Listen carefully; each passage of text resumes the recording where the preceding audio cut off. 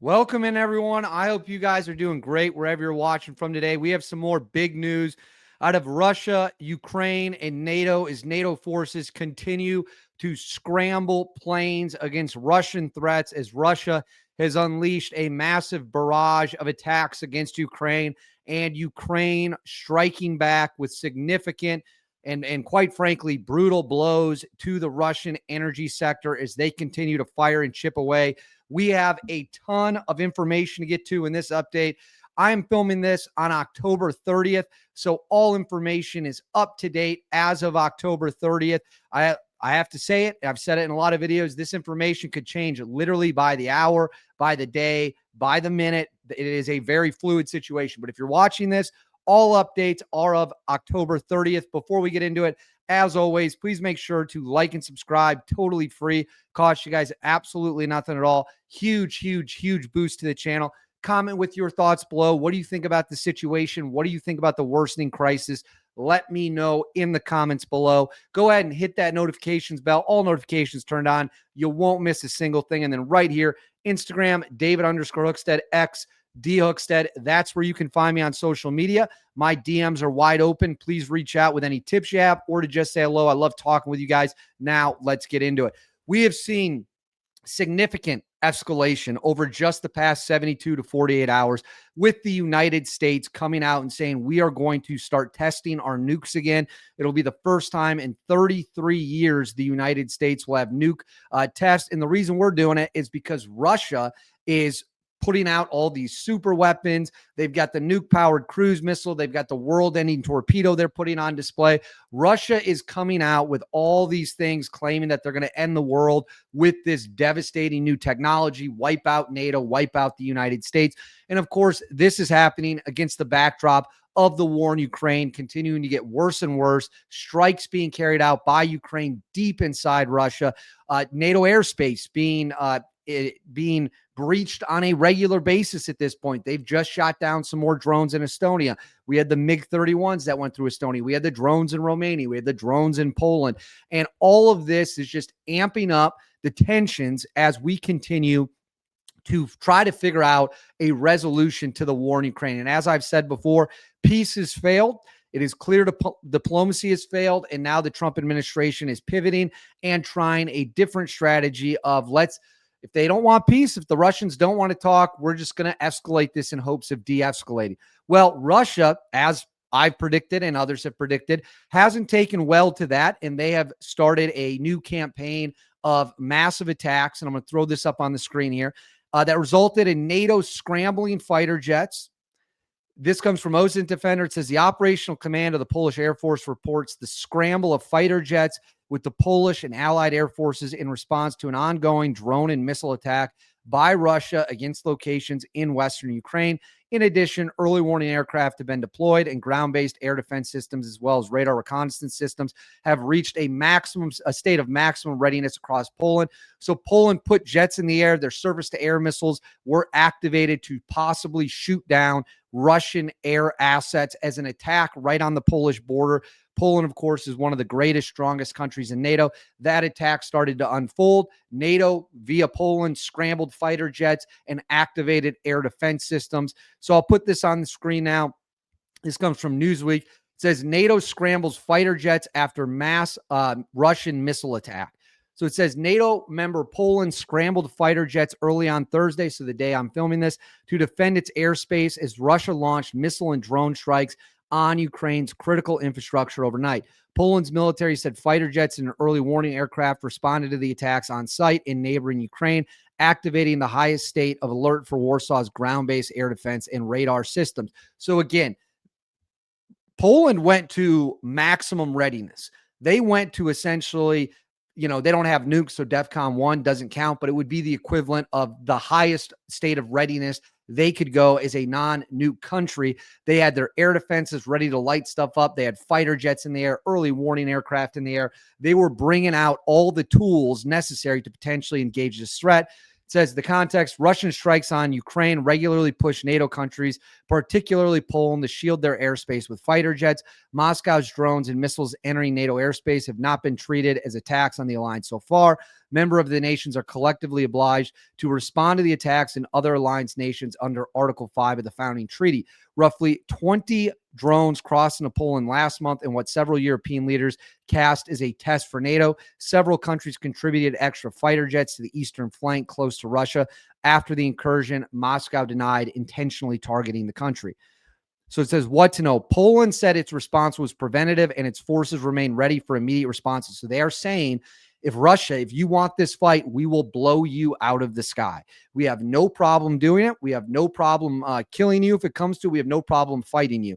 Ukrainian President Vladimir Zelensky said Russia had carried out a complex combined attack with over 650 drones and 50 missiles. Russia said it launched a massive strike with long-range precision weapons and drones against Ukrainian energy sites, military airfields, and facilities, propping up Kiev's defense industry. The strike targets were achieved. All designated objects were hit, the defense ministry said on Thursday. So what they are saying now is what the Russians are saying is they're like, you're taking our energy infrastructure, we're going to blow yours up too. Poland, being right there on the border, obviously does not take kindly to that. They do not want one Russian drone, Russian plane, Russian missile coming into their airspace. So they put fighters up in the air. They activated their ground defense, again, to a maximum state of readiness to shoot down and engage anything that might come through their airspace. Well, that wasn't the only thing that happened. So remember, I made a video about this the other day. They had to scramble planes to hunt down a secret Russian spy plane over the Baltic Sea. Well, here we are on October 30th, and they had to do it again. Said for the second time this week, a pair of MiG-29As with the Polish Air Force were scrambled earlier this morning from the 22nd Tactical Air Base in Malbork in order to intercept and track a Russian Ilyushin 20M Kut-A electric surveillance aircraft operating over the Baltic Sea. So a spy plane, a Russian spy plane. The aircraft, flying in international airspace without a filed flight plan and with its transponder turned off, was intercepted, identified, and escorted out of the air responsibility. At no time did the aircraft violate Polish airspace. So you have these Russian spy planes flying right off the border of NATO territory, right off the NATO border, and NATO is responding by getting fighter jets up there and getting those planes the hell away from NATO. And it makes you wonder, what are the Russians spying on in Poland? What are the Russians spying on in NATO territory? Because these are advanced. Well, they're advanced by Russian standards. They're not advanced by American standards. Spying on NATO. So we've got some photos. This is the Russian spy plane right here. You can see it clear as day. There's another look at it. And there's another look at the spy plane. So, well, Russia, while scoring some victories here, no doubt about it, but getting Poland to scramble their jets, says last night, Ukrainian drones attacked a widespread raid deep into Russia. This was on October 29th. So this attack, I guess, would have been early Wednesday morning, late Tuesday night. Ukrainian drones successfully at the Novopasky refinery, the Myri refinery, the Budanovsk gas plant, the Gavardiskoy fuel depot, the Stavrolin Zavad chemical plant, and the Novobrzynskyi substation.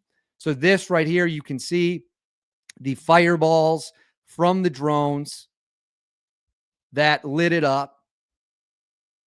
We'll go back to the first one right there. And this again, yet again, is a reminder that Russia cannot control its own airspace. Russia has no ability to stop Ukraine from doing whatever it wants in its airspace. If it cannot stop Ukraine from going 1,000 kilometers into its airspace, what is it going to do against NATO?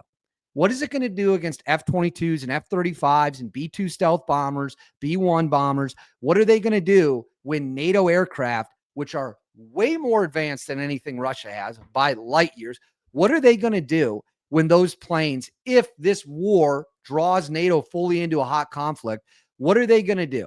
Serious question. And on that note, I'm going to share this tab. So this comes from Senator Tom Cotton. This is about the nuke test. This is Trump signaling to the Russians, you want to play games with us, we'll play games with you. We will crush you. We will annihilate you. We will stop you wherever you go. says Russia and China have conducted supercritical nuclear tests, weapons tests to advance their nuclear programs. The U.S. has been bound to a zero-yield test standard since 1992. It's welcome news that President Trump is allowing us to conduct activities on par with Russia and China to advance and modernize the nuclear stockpile. So this is a military official explaining to Senator Tom Cotton what the process for testing the nukes will be like. China or Russia. Could you speak to me in your best military advice about the impact of a successful weapons test, whether nuclear or conventional, on our adversaries and maintaining that regular testing schedule? That regular testing schedule, thank you for the question, Senator.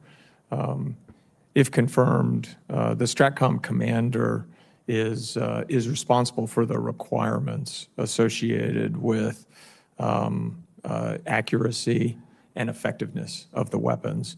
And that then drives the services and other subject matter experts' analysis of the testing required to meet those objectives. So I agree fully with you. It is a really, really important aspect of demonstrating the reliability and credibility of our nuclear deterrent, and that's an essential attribute for deterrence versus particularly in this era. So that is the military official saying that we have to test these nukes because we have to let the world know, let Russia know, let China know. Our nukes work just fine. They're the most powerful on the world. We've got them in submarines. We've got them in missile silos. We got them in bombers. And the greatest way to make sure you don't have to use a nuke is to make sure the rest of the world understands the stakes and the cost and the fact they cannot win. And that is what deterrence is. So we've got Russia violating NATO airspace. We've got Russia bombing Ukraine with 650 drones and 50 missiles. We've got NATO continuing to scramble air power, scramble fighter jets. They're hunting down secret spy planes. We are testing nukes again. Ukraine is hammering away deep inside Russia, and Russia has no ability to stop those strikes. It is one thing after another with this situation. And with every step forward we get, it just goes to show we are nowhere near this crisis ending. In fact, we are just getting closer and closer to this really popping off. But I want to know what you guys think. Let me know in the comments below. How do you think this situation ends? How do you see a conclusion? How violent and brutal do you think it will get? Let me know in the comments below. Please make sure to like and subscribe. Totally free. Cost you guys absolutely nothing at all. Huge, huge, huge boost to the channel. Hit that bell. All notifications turned on. You won't miss a thing. And then right here, Instagram, David_Hookstead, X D Hookstead. That's where you can find me on social media. I'll see y'all next time.